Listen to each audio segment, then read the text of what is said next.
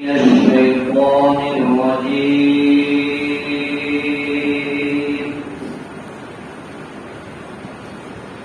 بسم الله الرحمن الرحيم.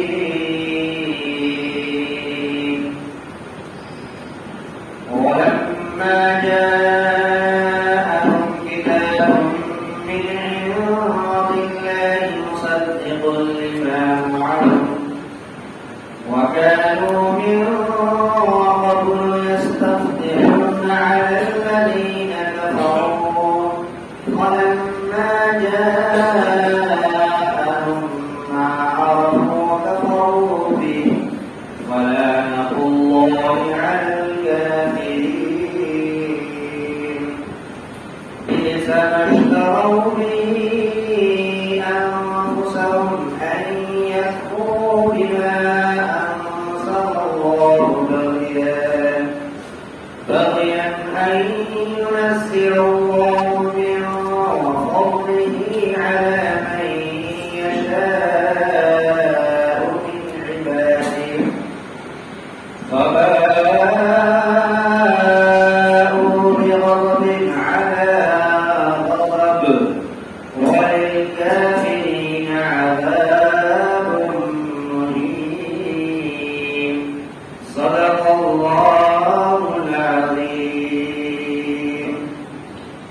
اور جب ان لوگوں کے پاس پہنچی ایک ایسی کتاب اللہ تبارک و تعالیٰ کی طرف سے جو تصدیق کرنے والی ہے اس کتاب کی جو ان کے پاس ہے، اور وہ لوگ اس سے پہلے فتح مانگتے تھے ان لوگوں پر جن لوگوں نے کفر کیا، یعنی کافر لوگوں پر، اور جب ان کے پاس پہنچ چکی وہ چیز جس کو وہ خوب پہچانتے ہیں تو اس کا انکار کر بیٹھو. سو اللہ تبارک و تعالیٰ کی لعنت ہو کفر کرنے والوں پر، اور بری ہے وہ قیمت جس کے ذریعے سے ان لوگوں نے اپنے آپ کو بیچا. یہ کہ ان لوگوں نے کفر کیا اس چیز کی جس کو اللہ تبارک و تعالیٰ نے نازل کیا اپنے ضد پر آتے ہوئے ہر دھرمی کی وجہ سے. یہ کہ اللہ تبارک و تعالیٰ نازل کرتا ہے اپنے فضل سے ان لوگوں پر جس کو چاہتا ہے اپنے بندوں میں سے. یہ کہ اللہ تبارک و تعالیٰ اپنے فضل سے اپنے بندوں میں سے جس پر چاہتا ہے نازل کرتا ہے. تو وہ لوگ غضب بالائے غضب لے کر لوٹے، وہ لوگ غضب بالائے غضب کما لیے، اور کافروں کے لیے رسوا کرنے والا عذاب ہے. ابھی آپ کے بیچ سورۃ البقرہ کی 2 آیتیں کریمہ تلاوت کی گئی، 89-90. 2 آیتیں کریمہ جو ابھی پڑھی گئی، تلاوت کی گئی، اس آیت کریمہ کا خلاصہ اور لبِ لباب یہ ہے کہ جیسا کہ ہم اور آپ سورۃ البقرہ کی تفسیر پڑھتے ہوئے سنتے ہوئے آ رہے ہیں شروع سے، اس کے اندر احکامات اللہ تبارک و تعالیٰ نے نازل کیا اور یہ بتایا کہ موسیٰ علیہ السلام کے ماننے والی جو قوم تھی یہودی، یہ لوگ بالکل ہر دھرمی پر اترے ہوئے تھے، اور ان کے پاس جو کتابیں تھیں اس کتاب کا بھی وہ مذاق اڑاتے تھے، ان کے اندر بھی رد و بدل وہ کرتے تھے. اسی کا واقعہ سلسلہ در سلسلہ چلتا ہوا آ رہا ہے. آج کی اس آیت کریمہ کے اندر دونوں آیتوں کا خلاصہ یہ ہے کہ اللہ تبارک و تعالیٰ نے جب ان لوگوں کے اوپر یعنی ان کے اوپر ایک ایسی کتاب نازل فرمائی کہ وہ کتاب اس کتاب کی تصدیق کرنے والی تھی جو ان کے پاس پہلے سے موجود ہے، یعنی توریت. اللہ تبارک و تعالیٰ نے قرآن مجید کو نازل فرمایا اور یہ قرآن مجید اس کتاب کی یعنی توریت کی تصدیق کر رہی تھی جو ان کے پاس پہلے سے موجود تھی. لیکن حقیقت دیکھیے کہ جب اللہ تبارک و تعالیٰ نے ان کے اوپر قرآن مجید اتارا اور قرآن مجید کے احکامات کو جب لاگو کیا تو وہ لوگ ان کو پہچاننے کے باوجود پہچان کر کے اس کا انکار کر دیا اور جان کر کے اس کا اچھے سے پہچانا کہ یہ وہی کتاب ہے جس کا تذکرہ توحید کے اندر ہوا ہے اور یہ وہ کتاب ہے جس کا ذکر اللہ تبارک و تعالیٰ نے پچھلی جتنی بھی کتابیں گزری اس کے اندر یعنی توحید کے اندر جو ہے ذکر پہلے ہو چکا.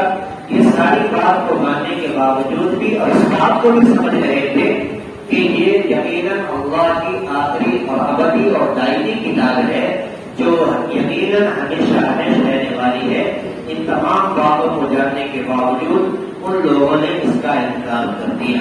تو گویا اللہ تبارک و تعالیٰ نے ایسے انکار کرنے والوں پر ایسے کافروں پر اللہ تبارک و تعالیٰ کی لعنت ہے.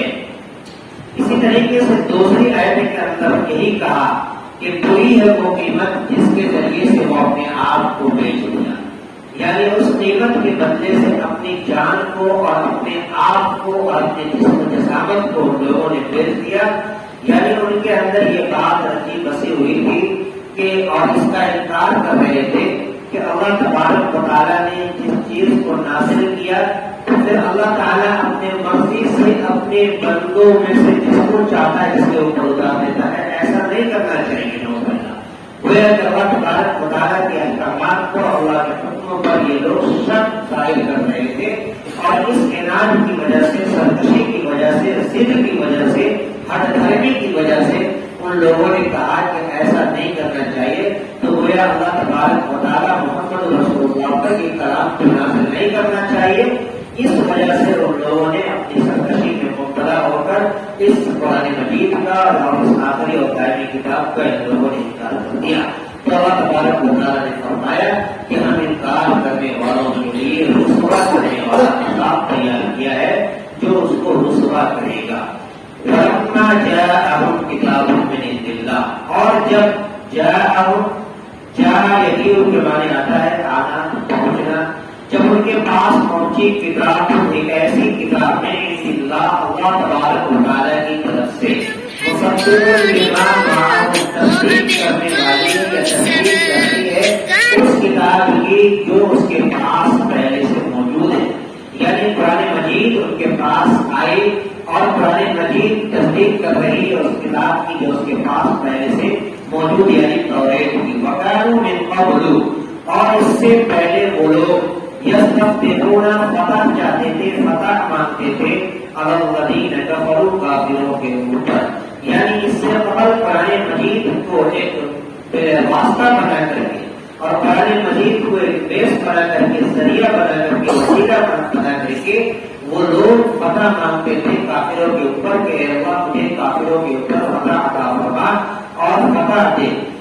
وَفَلَمَّا جَاءَهُم مَّا عَرَفُوا كَفَرُوا بِهِ, تو جب ان کے پاس وہ چیز پہنچ گئی یعنی وہ کتاب اور وہ احکام جب پہنچ گئی جس کو معرفو کفروا بہ, جس کو وہ خوب پہچانتے تھے اور جانتے تھے, کفروا بہ, تو جاننے کے باوجود ان لوگوں نے اس کا انکار کر دیا یعنی قرآن مجید کی تکذیب کر دیا اور قرآن مجید کا ان لوگوں نے انکار کر دیا.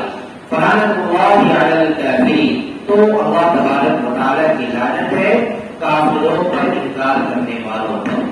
دوسری آیت کریمہ کی سمجھ کرو بھی انفسہم, تو بری ہے وہ قیمت بھی جس کے ذریعے سے ان لوگوں نے انفسہم اپنی جان کو بیچا, اپنی جان کو ان لوگوں نے بیچا. کیوں؟ اس وجہ سے کہ ان لوگوں نے کفر کیا بما, اس چیز کا انزل اللہ جس کو اللہ تبارک و تعالیٰ نے نازل کیا, باغیاً ہٹ دھرمی کی وجہ سے, باغیاً سرکشی کی وجہ سے, ہٹ دھرمی کی وجہ سے. کیوں کیا ایسا؟ اَيُّنَزِّلَ اللَّهُ مِن فَضْلِهِ عَلَى مَن يَشَاءُ مِنْ عِبَادِهِ, یہ کہ اللہ تبارک و تعالیٰ نازل کرتا ہے اپنے فضل سے اپنے بندوں میں سے جس پر چاہتا ہے. یعنی ان کا کہنا یہ ہوا کہ اللہ تبارک و تعالیٰ کو ایسا نہیں کرنا چاہیے کہ یعنی محمد رسول اللہ پر یہ فرمودات اور یہ احکامات اور یہ کلام مجید نہیں اتارنا چاہیے کہ ہر دھرمی اور سرکشی کی وجہ سے اللہ تبارک و تعالیٰ کے حکموں پر بھی ان لوگوں کا یہ ایک نظریہ ان لوگوں نے اپنا پیش کیا. تو پروردگار عالم نے فرمایا فَبَاءُوا بِغَضَبٍ عَلَىٰ غَضَبٍ, تو ان لوگوں نے غضب والے غضب اپنے اوپر شامل کر دیا. غضب والے غضب کا ماریہ, غضب والے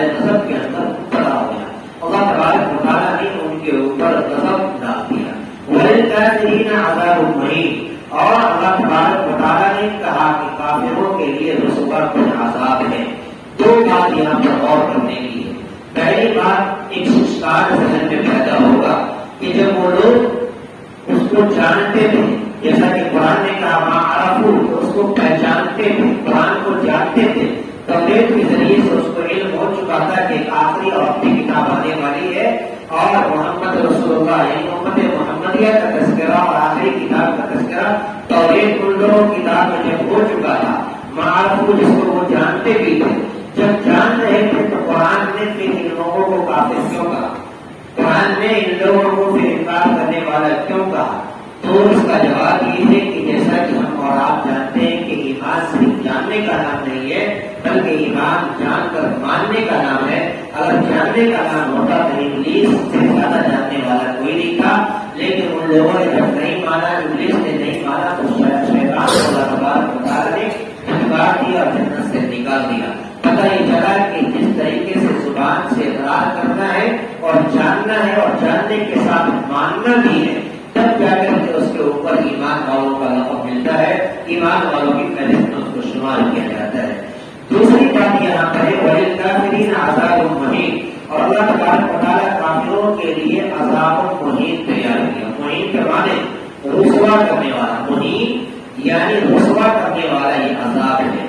تو یہاں پر پتہ یہ چلا کہ اگر کوئی انسان ایمان کی دولت سے مالا مال ہے، ایمان ان کے اندر ہے، لیکن ایمان رہتے ہوئے ان لوگوں نے گناہ کا کام کیا، روئے زمین پر جس کام سے محمد رسول اللہ نے روکا اس کام کو ان لوگوں نے کیا، اور جس کام کو کرنے کے لیے کہا اور لوگوں نے ان کام کو نہیں کیا، تو گویا کہ اپنے گناہ سے پاک کرنے کے لیے ایمان والوں کو جو سزا دی جاتی ہے تو وہ سزا دائمی سزا نہیں ہوتی ہے، وہ گویا کہ اس سے پاک کرنے کے بعد پھر ایمان والوں کو جنت کے اندر داخلہ دیا جائے گا۔ لیکن عذاب مہین کا مطلب ہے رسوا کرنے والا عذاب، یعنی وہ سب سزا طور پر ملے گا ہی کافروں کو، مشرکوں کو، اور کافروں کو مشرکوں کو ملنے کے بعد اس کو رسوا، ذلت عامل اور رسوا کن عذاب، اس کو رسوائی کا سامنا بھی کرنا پڑے گا۔ ایمان والے کو جب سزا ملے گی تو اس کو رسوائی کا اور ذلت کا سامنا نہیں کرنا پڑے گا، بلکہ ان کو گناہوں سے پاک کر کے پھر نکال دیا جائے گا۔ لیکن کافروں کے ساتھ جو ہے ان کو گناہ بھی ملے گی، گناہ کے بدلے جو ان کو سزا بھی ملے گی، اور سزا کے ساتھ جو ان کو رسوا اٹھانا پڑے گا، رسوائی اٹھانا پڑے گا، رسوائی کا سامنا کرنا پڑے گا۔ اس وجہ سے اللہ تبارک و تعالیٰ نے وَلِلْكَافِرِينَ عَذَابٌ مُّهِينٌ کہا کہ اللہ تبارک و تعالیٰ کافروں کے لیے، انکار کرنے والوں کے لیے رسوا کن عذاب تیار کر رکھا ہے۔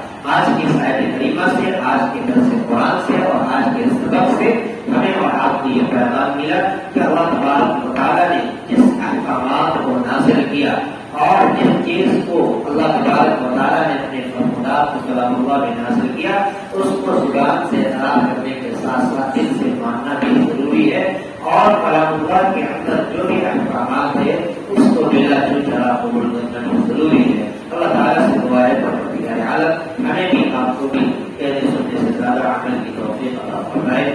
آمین و آخر دعوانا الحمدللہ۔ اللهم صل على سيدنا محمد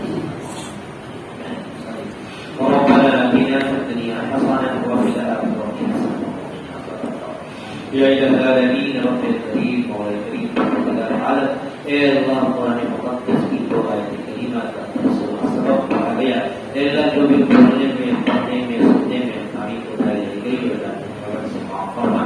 اے اللہ جو باتیں کہی گئی ان تمام باتوں پر سب کو عمل کرنے کی توفیق عطا فرما۔ اے اللہ آج کے سبق میں اور آج کی اس آیت کریمہ کے درس میں جن جن لوگوں نے سب مل کر شرکت کیا ہے مولا سروں پر تحقیق کے لیے قبول فرما۔ اے اللہ ہم سب کے دلوں میں قرآن کی حسنت کو محفوظ فرما، قرآن فرمودات پر عمل پیدا ہونے کی توفیق عطا فرما، ہر طرح کے شر و فتن سے حفاظت فرما۔ ہم سب کی جائز تمنا، جائز مرادوں کو اور جائز حاجتوں کو، جائز خواہشوں کو اے اللہ پورا فرما۔ اے اللہ جائز خواہشات کی ہم سب کی توفیق فرما، ہماری دعاؤں کو اپنے حبیب پاک صلی اللہ علیہ وسلم کی خیر قبول عطا فرما۔ اللهم ربنا تقبل منا انك انت السميع العليم وتب علينا انك انت التواب الرحيم۔ سبحان ربك رب العزة عما يصفون وسلام على المرسلين والحمد لله۔